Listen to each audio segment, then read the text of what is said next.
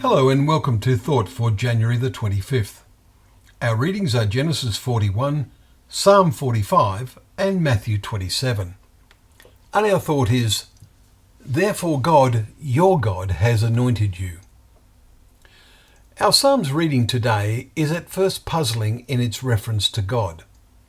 What is highly interesting is that this quote, the one that we have just read, is taken up and quoted in the letter to the Hebrews in chapter 1 and verse 9, concerning the relationship of Jesus Christ and God.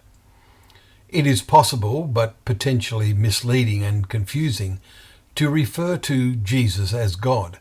This is one of only two passages that do so.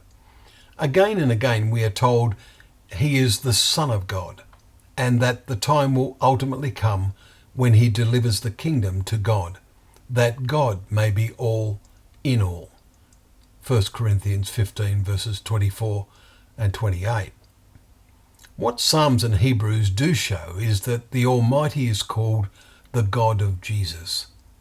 We recall Jesus himself said the same thing after he rose from the dead, telling Mary Magdalene, I am ascending to my Father and your Father, to my God and your God. John 20 verse 17.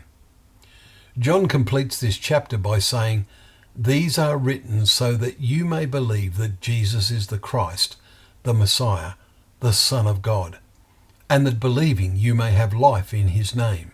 Verse 31. Note the phrase, that by believing. This sort of belief is not something you accept in a casual fashion. If you believe your house is on fire, you immediately do all you can do about it to put it out. Similarly, if we really see the need to have real life, that is, life in his name, the name of Christ, by belonging to him in the way he has appointed, we take action. The Psalm 45 tells us that because you have loved righteousness and hated wickedness, therefore God, your God, has anointed you with the oil of gladness beyond your companions. Your robes are all fragrant with myrrh.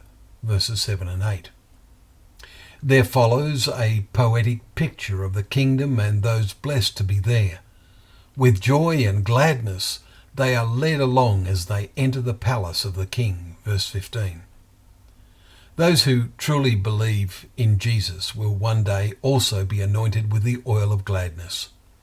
In a sense, this happened to Joseph, as we read today in Genesis chapter 41.